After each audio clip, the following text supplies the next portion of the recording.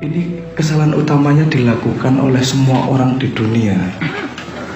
Kenapa? Karena kita dari kecil dididik untuk menjadi orang yang baik dan benar. Loh, makanya ini agak berbahaya kalau nggak paham. Kita dari dulu dididik untuk jadi orang yang baik dan benar. Terus salahnya apa kok nih? Masalahnya begini, ketika ada orang benar, pasti ada yang salah. Ketika ada yang baik, pasti ada yang buruk. Jadi kita langsung punya garis lawan terhadap orang lain. Padahal kita pernah bahas berkali-kali di apa namanya, di Ma'iyah, bahwa tidak ada benda barang baik atau benar kalau dia tidak punya asal usulnya. Saya selalu menyebutnya belief system. Baik buruk itu selalu punya akar narasi belief system. Saya dulu pernah mencontohkan begini. Saya bertanya,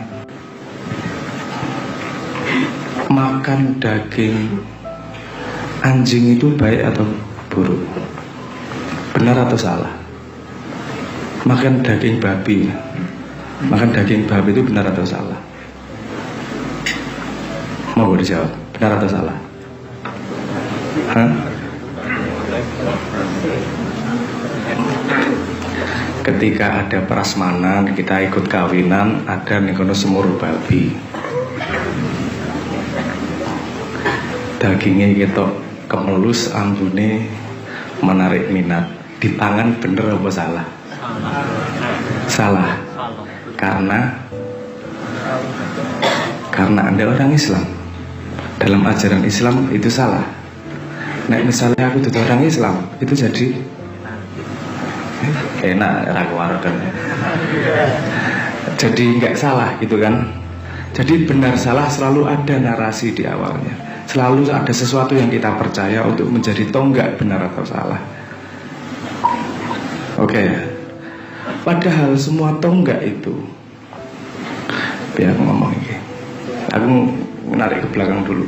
Padahal semua tonggak itu orang bisa mengambil apa saja. Orang bisa mengambil berbeda-beda.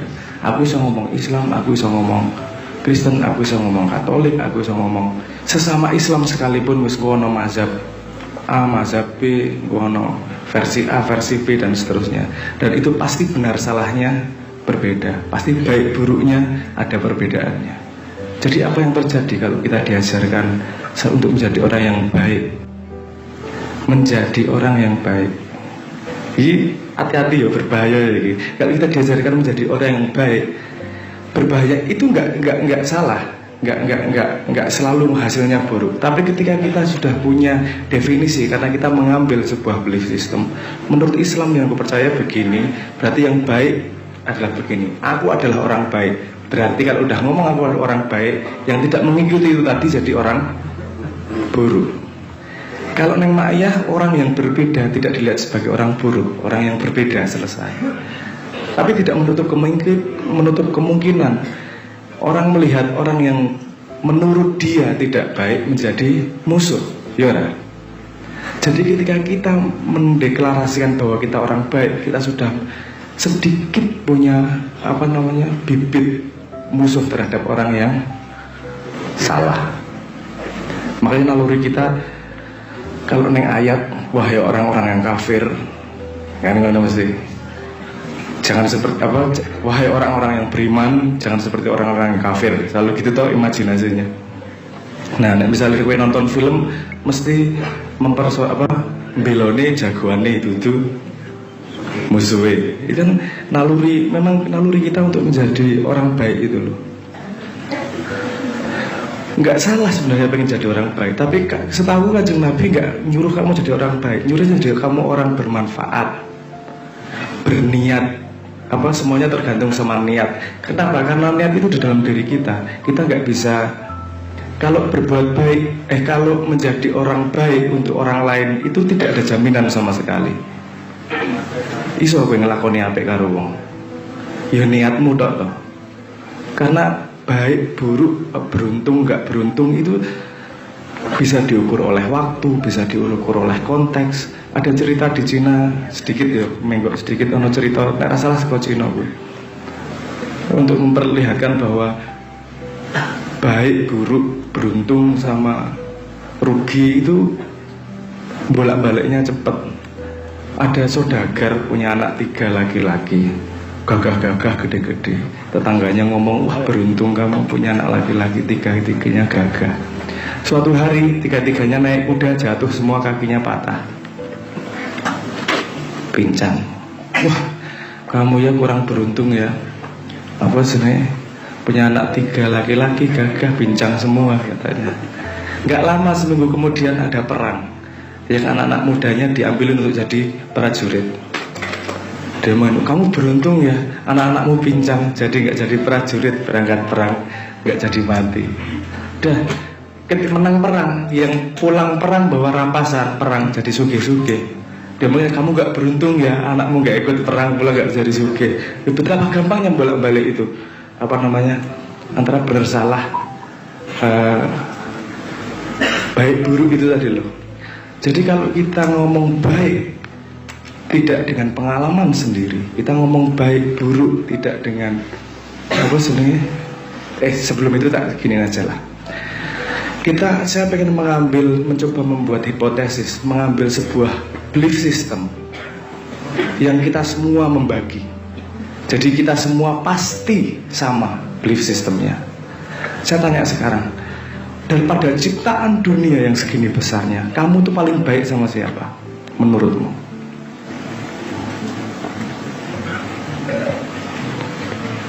Kamu paling baik sama siapa? Ora tau mikir ya. Kamu paling baik sama dirimu sendiri. Wes tak jamin. Ketika kamu sakit, kamu mencari obatnya. Ketika orang sakit, kamu nyari obatnya kan? Udah tau, semua yang kamu lakukan untuk dirimu sendiri adalah yang terbaik pasti. Iya kan? Jadi, dan saya sambungin sama konsep yang lain lagi. Kalau kamu hidup di dunia, kan mengenal Tuhan melalui ciptaannya. Kamu mengalami apa sih di dunia? Apa kamu bisa mengalami pohon? Kamu bisa mengalami langit? Kamu bisa mengalami gunung? Bisa mengalami apa sih, burung yang terbang? Yang bisa kamu cuma mengalami kamu sendiri yang punya. Satu-satunya ciptaan Tuhan yang kamu bisa alami hanyalah dirimu sendiri. Tak jamin, hanyalah dirimu sendiri, nggak ada yang lain. Kamu ngelihat pohon itu, kamu nggak ngalami jadi pohon. Ada cahaya ke pohon, mantul ke matamu, dikelompok ke karo retinane, diolah karo otaknya, jadilah kamu image pohon. Apakah kamu ngalami pohon? Enggak, kamu ngalami dirimu sendiri. 100% kamu ngalami dirimu sendiri, nggak ada yang lain. Nah, ketika kita ngomong itu benar, itu salah dan segala macam, seto kamu nggak ngalami itu semua. Ya kamu alami itu satu-satunya cuma dasar dirimu sendiri. Jadi saya ngambil gini, man arafa nafsahu faqad arafa rabbahu. Itu bukan pilihan perjalanan menuju Tuhan, itu satu-satunya jalan menuju Tuhan. Karena kita tidak mengalami yang lain kecuali diri kita sendiri. Ngalami apa meneh toh diri selain diri kita sendiri. Dan kalau mau baik, kamu sudah punya apa namanya, sudah punya caranya, karena kamu tahu baik pada dirimu sendiri. Nyari Tuhan nggak usah di sana. Kamu mengalami penciptaan setiap hari. Ora sah sing amuk, ora sah sing ampuh-ampuh lah. Ente mangan tempe dadi daging, mangan kacang dadi daging. Apa mangan sego neng omah, apa njaluk kancamu, apa nyolong, tetep dadine awakmu dhewe. Itu kan proses penciptaan luar biasa dan ajaibnya luar biasa. Mangan apa wae dadi awakmu dhewe. Kamu dari kecil menjadi besar kan ngumpulin dari hal-hal yang di luar itu. Itu satu ngalami Tuhan ki rasa ruwet, maksudnya kemana-mana. Kamu mengalami diri sendiri dulu, mengalami diri sendiri. Dan gini, semua yang diajarkan agama itu sudah kamu lakukan sama dirimu sendiri. Jadilah baik sama orang lain. Kamu baik nggak sama dirimu sendiri? Sudah. Jadilah kamu ikhlas sama orang lain. Kamu ikhlas nggak sama dirimu sendiri? Ikhlas loh. Kamu jangan memusuhi orang lain. Kowe mosok musuhi awakmu dhewe, ya ora to? Jadi ini kasih ngomong rada ekstrim ya. Sebenarnya konsep kasih sayang, konsep apa namanya, baik sama orang lain, harus bermanfaat, itu nggak perlu semuanya. Ngomong kasar ini, nggak perlu semuanya. Karena kamu sudah mengalami pada dirimu sendiri. Kalau kamu sudah melebarkan dirimu bahwa akunya bukan hanya ini, akunya adalah orang segini banyak, udah gak butuh konsep itu. Ketika kamu menolong dirimu, mencebok dirimu sendiri, kamu punya bayangan gini gak? Ini aku dapat pahala ini karena aku baik sama diriku sendiri. Butuh gak ayat-ayat seperti itu? Ketika kamu mengobati luka di tanganmu, kamu butuh semua konsep itu enggak? Kenapa? Karena itu dirimu sendiri. Kebenaran saya aku agak meloncat ini. Tauhid itu nanti endingnya kita jadi satu, bukan jadi dua. Sehebat-hebatnya manusia mencapai pemahaman, ketika masih ada kamu nggak akan ada tauhid. Karena masih ada aku dan masih ada bukan aku. Nah, jadi kembali itu tadi, semua pelajaran yang membuat jarak antara aku dan kamu itu akan menghasilkan perseteruan walaupun pada level yang berbeda. Jadi jangan dikira bahwa yang berlaku pada pelaku-pelaku bom bunuh diri itu tidak akan berlaku pada kita.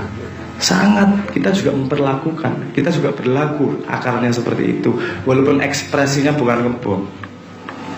Mungkin ekspresinya mengganggu lewat Twitter. Mungkin ekspresinya misui sesuatu. Ndongake pincang ngono misale. Orang sampai ngebom, tapi itu kan akarnya sama. Karena aku baik, kamu buruk. Karena aku benar, kamu salah. Padahal kebenaran yang sejati seharusnya inklusif. Semua harus terlibat dalam kebenaran itu. Ketika ada yang tidak terlibat, dia tidak akan sejati.